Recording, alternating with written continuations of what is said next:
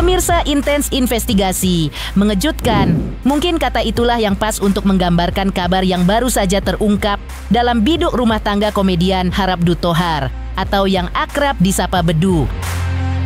Tak ada angin, tak ada hujan, Bedu dikabarkan mengajukan gugatan cerai talaknya kepada sang istri. Langkah mengejutkan ini sontak membuat publik bertanya-tanya.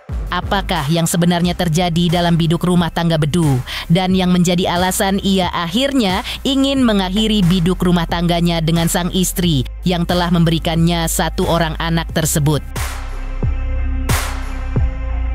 Tidak hanya itu, yang lebih menggetarkannya lagi, ia sempat mengunggah tulisan penuh makna, seolah menyimpan pesan tersirat tentang gejolak batin yang ia alami saat itu. Lantas, apakah isi tulisan tersebut? Apa pula kata Humas Pengadilan Agama Jakarta Selatan, tempat Bedu melayangkan gugatan cerai talaknya? Benarkah adanya isu penting yang membuat Bedu seolah menyerah dan memilih untuk menyudahi biduk rumah tangga yang dijalaninya selama kurang lebih 15 tahun tersebut? Pemirsa, bersama intens investigasi, kami hadirkan kabar terkini, terpercaya, dan teraktual. Tetapi, jangan lupa untuk like, subscribe, dan juga share channel YouTube ini.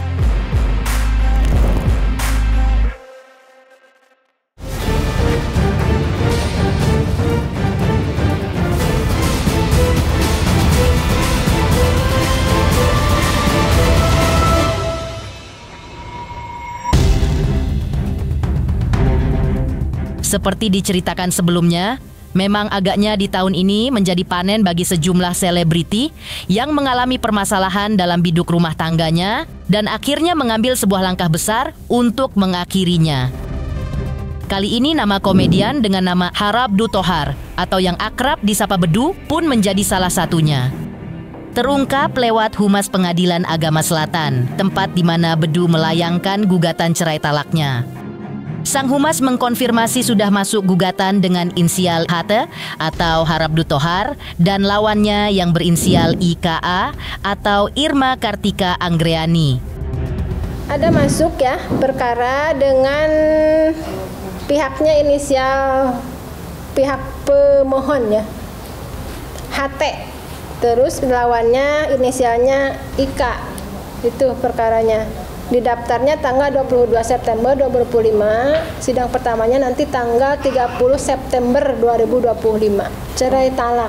Kalau untuk isinya, kami seperti sebelumnya sesuai dengan aturan kami tidak bisa menginformasikan tentang isi gugatan itu. Yang jelas itu perkara cerai ya. Daftarnya melalui IKOT. Nomor perkaranya tidak bisa disampaikan karena yang bisa nanti mengakses itu hanya pihaknya di IKOT. Sidang pertama saja. Ya tergantung pihaknya. Pihaknya bisa hadir, bisa juga tidak kan. Bisa yang hadir, bisa kuasanya aja, bisa langsung dengan pihaknya. Kalau pihaknya aktif berarti hadir semuanya. Bedu sendiri seperti diceritakan sebelumnya atau di mana ia sempat mengunggah tulisan yang seolah menyimpan pesan tersirat yang diduga menggambarkan gejolak batin yang ia alami saat itu. Ditulis Bedu dengan mengutip isi ceramah dari seorang pemuka agama yang kabarnya merupakan guru mengaji dari sang istri. Lewat unggahannya tersebut, Bedu pun seakan ingin memberi pesan bahwa tak ada rumah tangga yang benar-benar baik-baik saja. Semua memiliki ujiannya masing-masing dan hanya dengan sabar, ikhlas, serta prasangka baik kepada Tuhan yang mendapatkan keberkahan dalam rumah tangganya. Sementara itu, mundur sedikit ke belakang atau ke tahun 2024 lalu, atau di mana sempat tersiar kabar dugaan bahwa Irma, istri Bedu, melayangkan gugatan cerai terhadap sang suami. Irma ditemui eksklusif di kediamannya saat itu pun menepis gosip itu sambil tertawa. Sementara Bedu menegaskan bahwa kehidupan rumah tangganya sangat berpegang teguh pada prinsip syukur ketika diberi nikmat, sabar saat diberi ujian, ridho menerima takdir, dan ikhlas terhadap segala kehilangan. Bedu pun bahkan menyebut apa yang ia jalani dengan sang istri adalah bentuk keridoan keduanya sebagai pasangan. Dirinya ridho dipasangkan dengan Irma, dan begitu pun pula sebaliknya Irma pun ridho dipasangkan dengan dirinya. Sebuah tanda jika biduk rumah tangga Bedu dan Irma masih sangat baik-baik saja saat itu. Dari siapa itu? Kamu dari siapa? Enggak pernah itu. Sumpah. Hidup itu konsepnya kita harus namanya SSRI.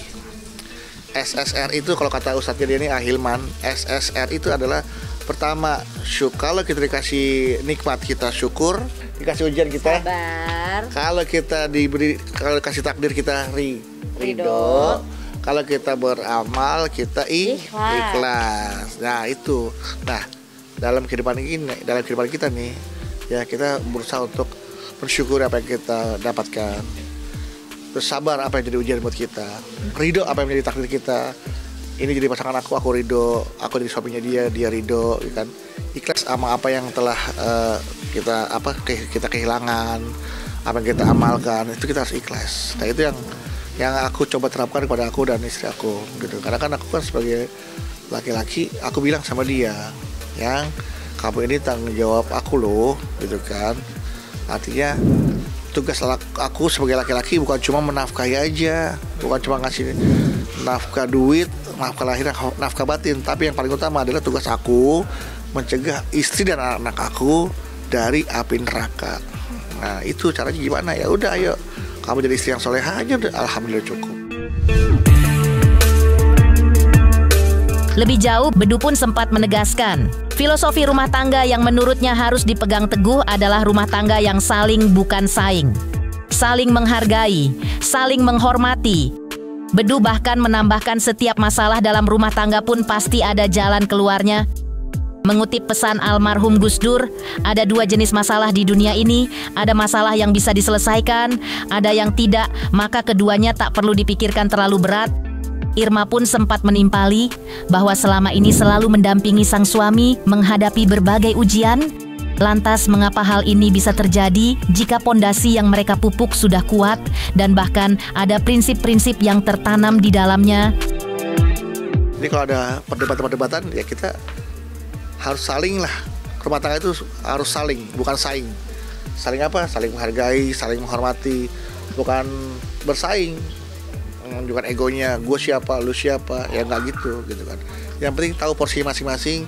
Tugasnya sebagai istri bagaimana harus bersikap, dan aku juga sebagai seorang suami bagaimana harus bersikap.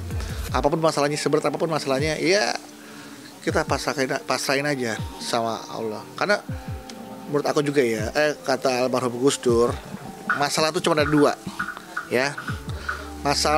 Masalah yang bisa diselesaikan, ya. Jadi karena masalah itu bisa diselesaikan, jadi nggak usah dipikirin.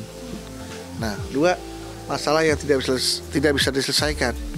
Nah, karena nggak bisa diselesaikan, ngapain juga dipikirin. Jadi cukup relax aja, enjoy aja. Apapun masalahnya, ya udah hadapin aja. Alhamdulillah selama ini ujian makin banyak, kan? Tapi saat ujian menerpa kita masih bisa survive. Dan alhamdulillah pelan-pelan ada aja terbuka satu demi satu yang atau masalah satu demi satu sudah selesai, kita bisa berhasil menyelesaikan. Jadi intinya adalah kekuatan kita berdua, bukan masing-masing, bukan kekuatan aku, bukan kekuatan dia, tapi kekuatan kita berdua, saling, ya, bukan saing. Sekali lagi, rumah tangga itu saling, bukan saing gitu. Ya, nama Bedu sendiri mungkin bisa dibilang tak secemerlang sebelumnya, atau saat dirinya masih bergabung dengan grup yang dibentuknya bersama dua rekannya, Narji dan Denny. Sejak keluar dari Cagur, agaknya pekerjaan Bedu pun berkurang. Bahkan sempat tersiar kabar kalau Bedu terlilit pinjaman daring dan akan menjual rumah miliknya saat itu. Seperti apa cerita Bedu? Teruntuk subscriber Intens Investigasi, saksikan terus Intens Investigasi dan pastikan jangan lupa untuk like, subscribe, share, dan juga komen.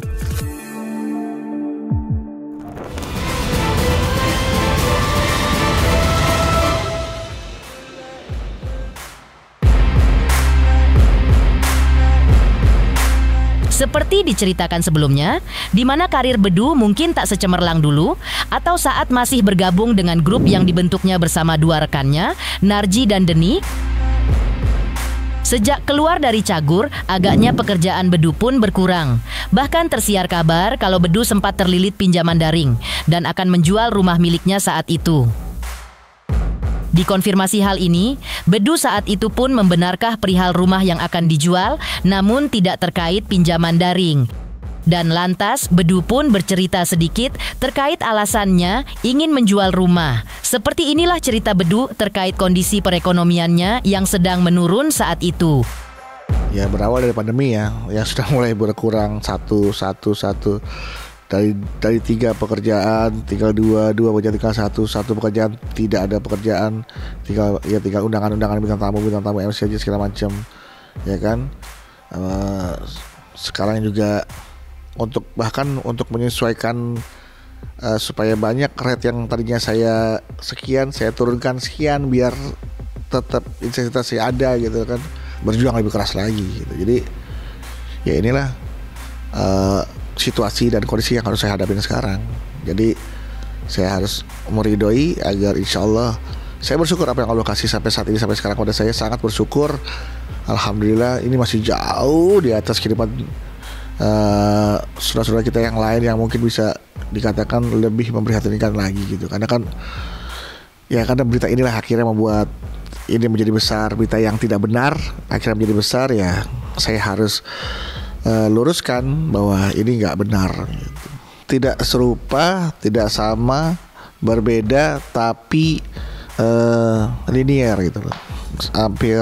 Hampir mirip. Karena saya masih punya 2 cicilan sebenarnya, 3 cicilan yang nilainya juga besar, cicilannya juga bisa dibilang lumayan lah kalau untuk ukuran saya ya pribadi itu kan. Kenapa dibilang lumayan? Karena belakangan ini intensitas di pekerjaan saya sudah mulai menurun gitu kan, kesibukan saya, dan ditambah lagi saya tidak punya program rutin, istilahnya nggak ada program stripping, nggak ada program yang menayangkan saya setiap hari. Itu kan menjadikan itu sangat membantu tuh. Saya hanya berharap dengan undangan-undangan sebagai bintang tamu ternyata itu tidak bisa menutupi semua kebutuhan dan keperluan yang harus saya alokasikan uangnya ke sana gitu. Artinya defisit lah antara pemasukan saya dengan pengeluaran saya itu minus. Nah itulah yang akhirnya membuat saya untuk berpikir antisipatif ya, supaya saya nggak pusing setiap bulannya. Udahlah kita selama kita mau jalan kehidupan biar lebih santai nih, misalkan kita nggak ada syuting, nggak ada apa, tapi kita bisa berpikir ya udah kita lepas saja aset, kita bagi 2, setengahnya kita belikan lagi rumah yang mungkin lebih kecil dari ini, sisanya kita buat tabungan dan juga investasi dan juga buat kebutuhan sehari-hari, preventif saja, pencegahan gitu loh kan di kemudian hari. Karena jangan sampai ada pinjaman, tunggakan, gaji karyawan, gaji itu yang tidak terbayar karena mereka sudah kerja. Jadi saya siapkan dananya dari sekarang gitu. Dikala perekonomiannya menurun saat itu, Bedu menuturkan mengaku beruntung, pasalnya ada saja beberapa selebriti yang membantunya. Salah satunya adalah pria yang biasa disebut dengan panggilan Sultan Andara Raffi Ahmad. Bedu menceritakan kalau ia bahkan sempat menawarkan diri kepada Raffi Ahmad untuk menjadi asisten pribadinya. Meski tawarannya tak dipenuhi suami Nagita Slavina tersebut, namun Raffi langsung mentransfer sejumlah uang ketika Bedu hendak meminjam. Dan ketika Bedu hendak mengembalikan, Raffi pun tidak mau menerimanya lantaran ia ingin membantu Bedu. Di mata Bedu, sosok Raffi Ahmad adalah orang yang baik hati, ringan tangan dalam menolong sesama, tanpa berharap akan dikembalikan ataupun balasan. Saya bilang, Vi, ajak gua kerja lah, kalau ada apa-apa, ajak gua lah gitu kan, nggak apa-apa dah gua jadi asisten lu, nggak apa-apa dah gitu kan, bawain tas lu nggak apa-apa, lu bisa aja lu bos, kata dia, bercanda gitu kan, ya ampun bos, kata dia gitu kan. Iya gue serius TV, gue bilang. Tapi kan kalau gue yang bawain kan beda dong harganya sama orang lain. Karena kan gue artis gitu-gituin kan. Gue ketawa-tawa aja. Tapi kemarin memang Raffi Ahmad emang orang baik lah. Wajar kalau dia sukses, karena dia selalu membantu orang. Dia kan saat-saat lagi susah. Saya tahu Raffi Ahmad orang yang baik kan, pasti kan. Memang juga saya juga memang lagi ada apa namanya, ada pengen ada bisnis sama dia gitu kan. Nah kemarin sempet tuh di rumah lagi ada masalah, lagi bingung lagi kan, lagi kebagian uang segala macem. Itu apa, pompa air meledak keluar. Nah aduh bingung. Vi tolong dong pinjemin uang 5 juta, nanti gue ganti nih, istri gue lagi jual tas. Nomor rekening dulu, langsung nomor dia cepet sekali, langsung ditransfer. Alhamdulillah, makasih Vi, gue jadi bisa mandi, jadi bisa sholat nih. Sementara itu, seperti juga diceritakan sebelumnya, bukan sekali permasalahan datang menghampiri biduk rumah tangga Bedu dan sang istri. Salah satunya mungkin saat ditemui tim intens investigasi di awal September 2025 lalu, di mana Bedu dan sang istri tampak rajin berkunjung ke rumah yatim piatu. Pemirsa Intens Investigasi, jangan lupa saksikan terus Intens Investigasi. Dan pastikan jangan lupa untuk like, subscribe, share, dan juga komen. Tim redaksi Intens Investigasi juga mengucapkan banyak terima kasih kepada semua subscribers hingga channel Intens Investigasi kini menuju 4 juta subscribers.